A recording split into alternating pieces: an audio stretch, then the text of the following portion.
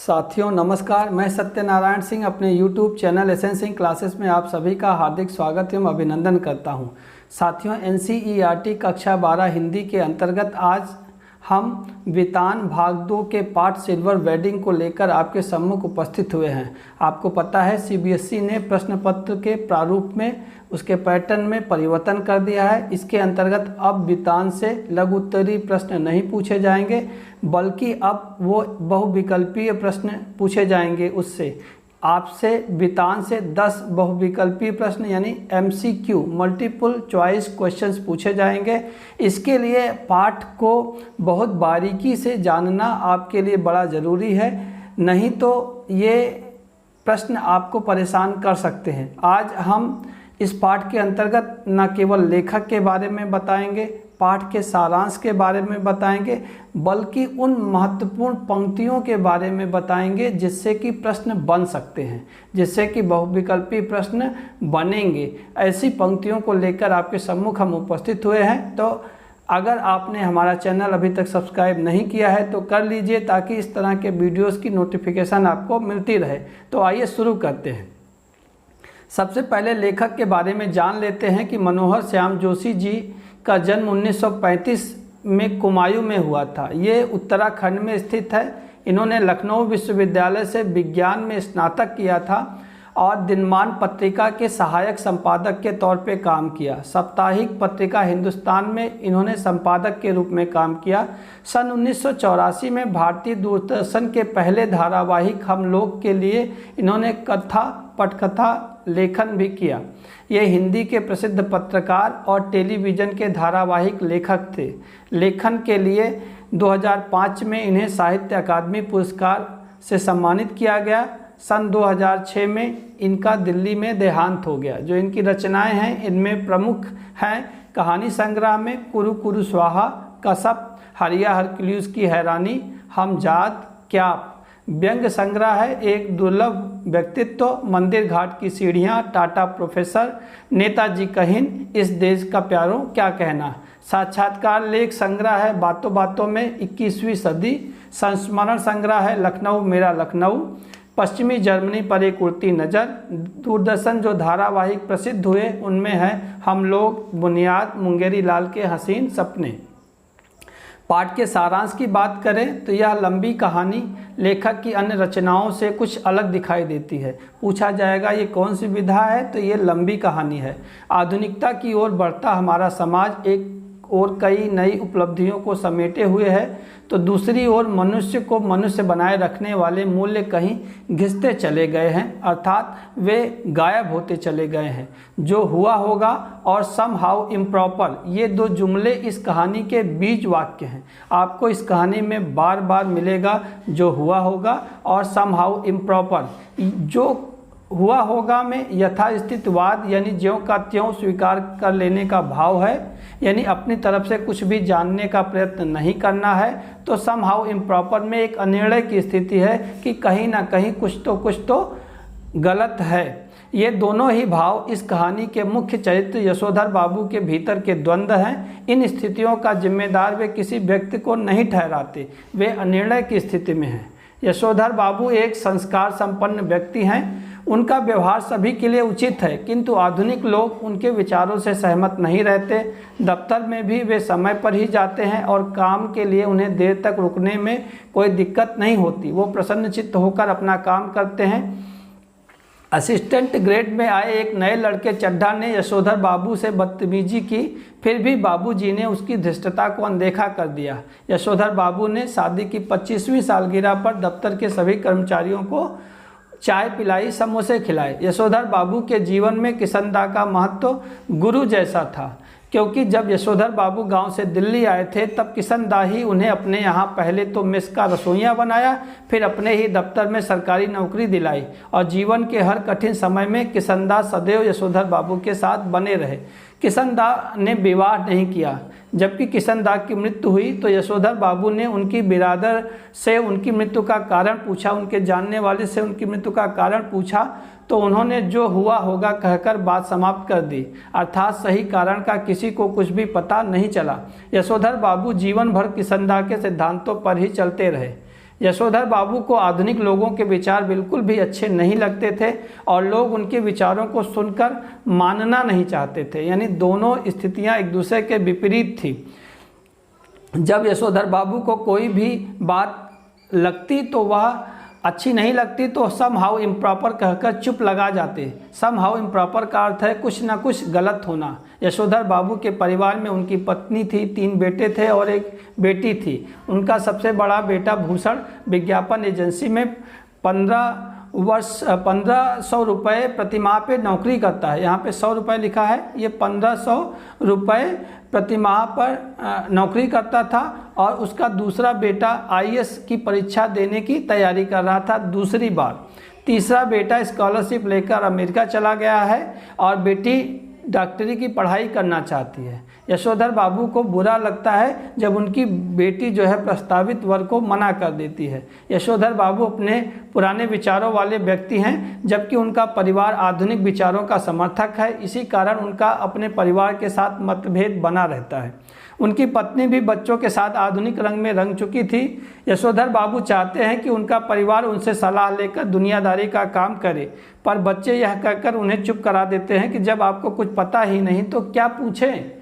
बाबूजी का मंदिर जाना, प्रवचन सुनना तथा पूजा पाठ करना परिवार को ठीक नहीं लगता। बच्चे और पत्नी चाहते हैं कि यशोधर बाबू अपनी पुरानी परंपराओं को छोड़कर नए युग की रीतियों को अपनाएं। बाबूजी को पता ही नहीं था कि उनके घर पर उनकी शादी की 25वीं सालगिरह की पार्टी चल रही है। यशोधर बाबू पार्टी इत्यादि से प्रसन्न नहीं रहते थे, पर उन्हें इस बात की कहीं न कहीं खुशी भी रहती थी कि जिस अनाथ के जन्मदिन पर आज तक लड्डू भी नहीं आए, उसी की शादी की सालगिरह पार्टी बहुत ही आधुनिक रिवाजों के साथ मनाई जा रही है। उन्होंने ना चाहते हुए भी पत्नी के साथ पार्टी में केक काट ही दिया। उनके बड़े बेटे भूषण ने उन्हें ऊनी ड्रेसिंग गाउन उपहार में दिया और कहा कि जब आप सवेरे दूध लेने जाएं तो अवश्य इसे पहनकर जाएं। उनकी आंखों की कोर में जरा सी नमी चमक गई, क्योंकि वे चाहते थे कि उनके बच्चे अब घर की सभी जिम्मेदारियों का भार अपने ऊपर ले लें।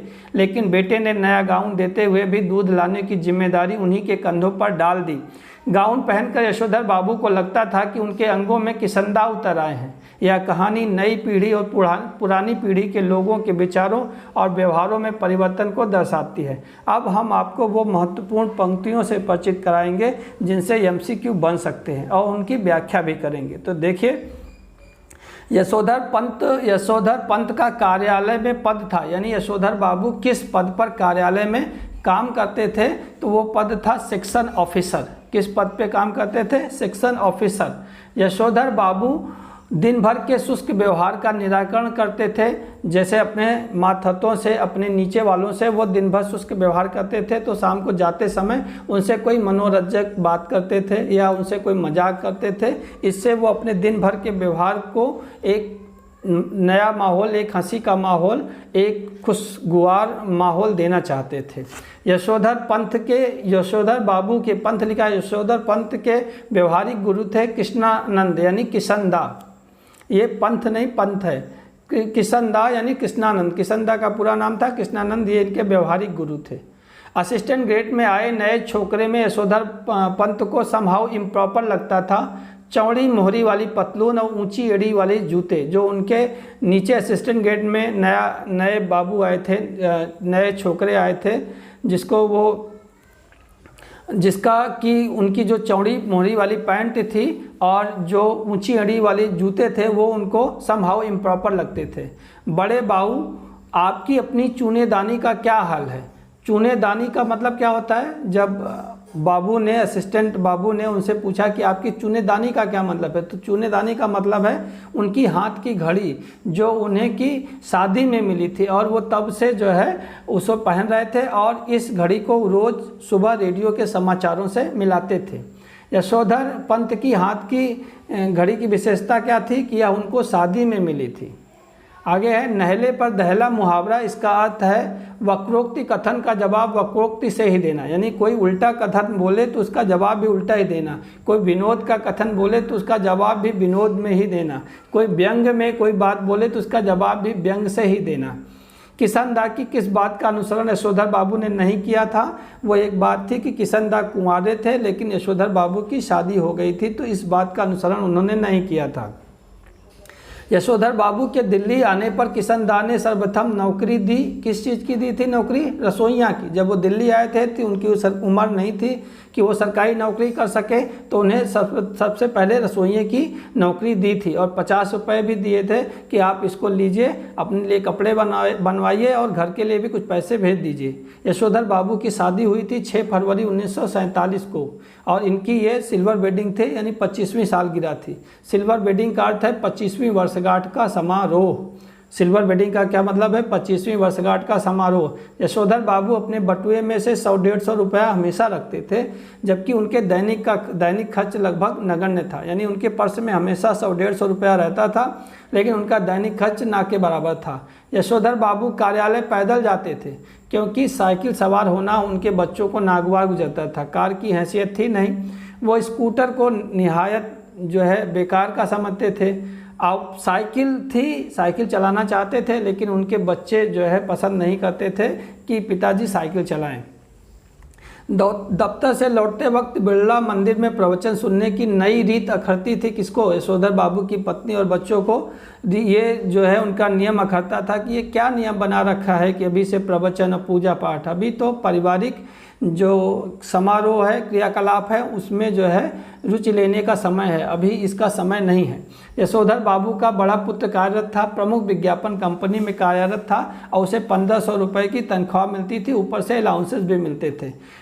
आगे है, बड़े पुत्र की नौकरी के संबंध में यशोधर बाबू को समहाउ इम्प्रॉपर क्या लगता था? उन्हें लगता था कि ये पुत्र तो साधारण है लेकिन वेतन असाधारण मिलता है, क्योंकि जो लगभग वेतन जो है बाबूजी को अभी मिलता है वो उसको नौकरी की शुरुआत में ही मिल रहा है। तो उन्हें लगता था कि ये कैसे हो सकता है।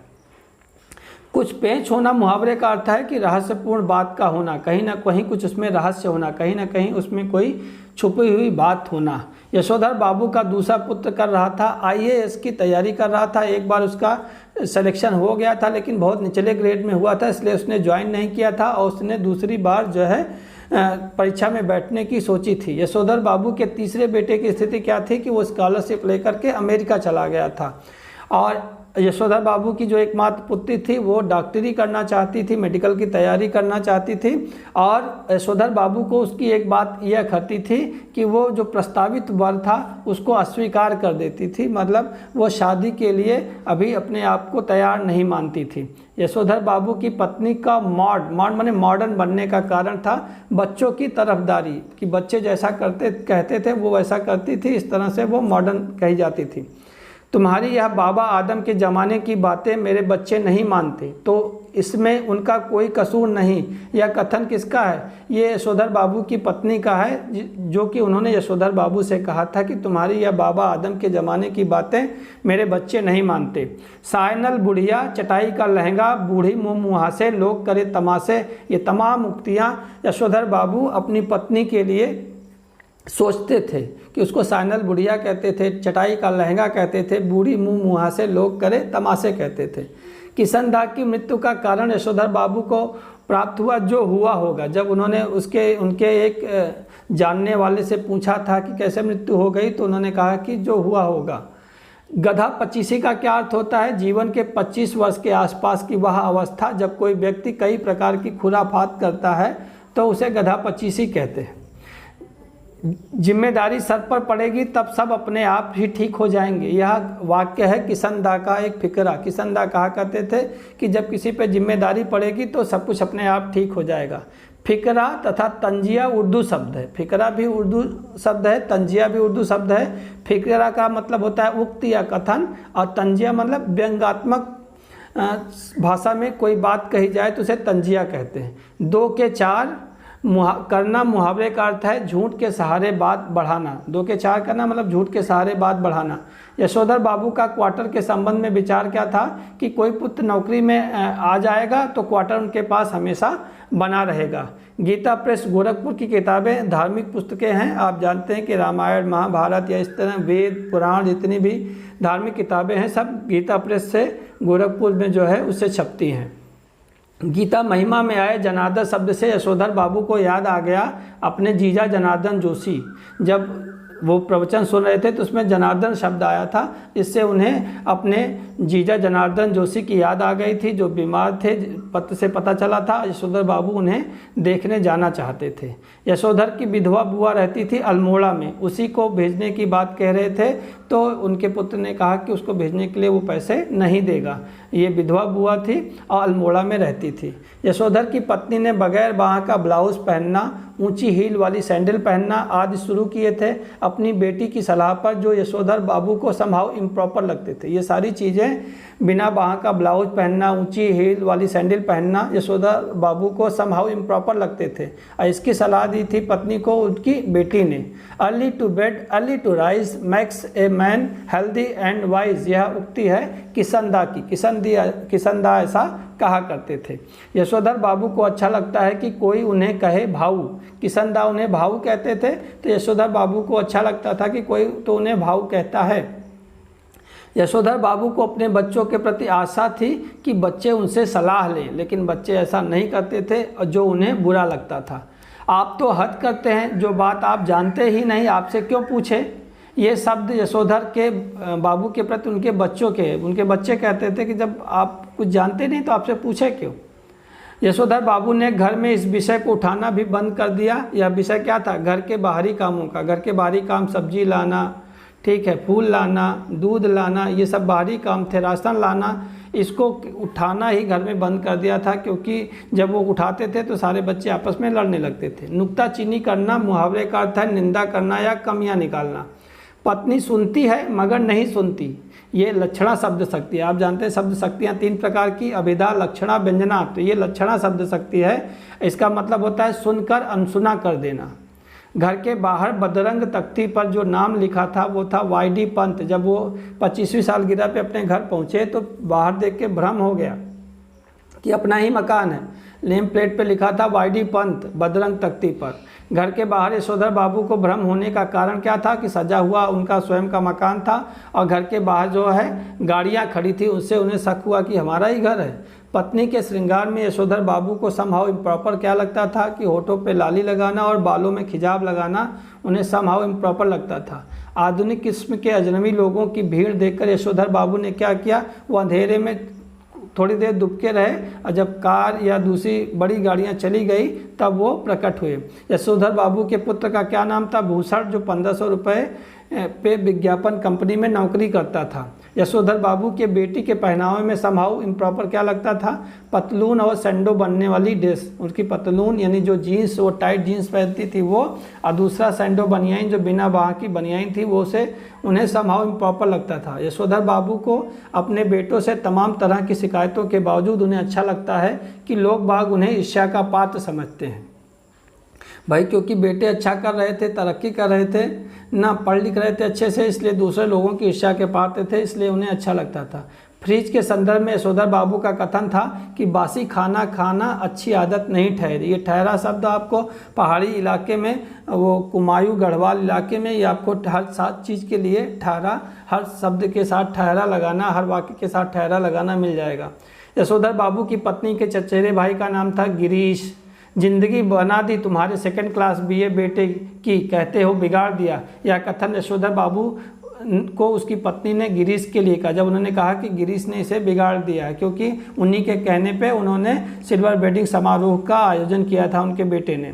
बच्चों ने एक और विलायती परंपरा के लिए आग्रह किया। यशोधर बाबू अपनी पत्नी के साथ केक काटे, तब यशोधर बाबू का कथन था somehow I don't like all this, मतलब मैं इन सब चीज़ों को पसंद नहीं करता, ये उन्होंने कहा था। यशोधर बाबू ने केक खाने से इनकार किया, कारण बताया कि इसमें अंडा पड़ा होता है। केक खाने से क्यों इनकार किया? कि इसमें अंडा पड़ा होता है। और लड्डू खाने से मना किया, भाई लड्डू खा लो, तो कहा कि अभी संध्या नहीं की थी। और यशोधर बाबू ने आज पूजा में ज़्यादा ही देर लगाई, जहाँ वो 15 मिनट लगाते थे 25 मिनट लगाई। वे चाहते थे कि सारे मेहमान चले जाएँ, केवल रिश्तेदार ही बचे, उसके बाद मैं आऊँ सामने। पद्मासन में ध्यान लगाने पर यशोधर बाबू को नीले बिंदु की जगह कौन दिखाई पड़ता था?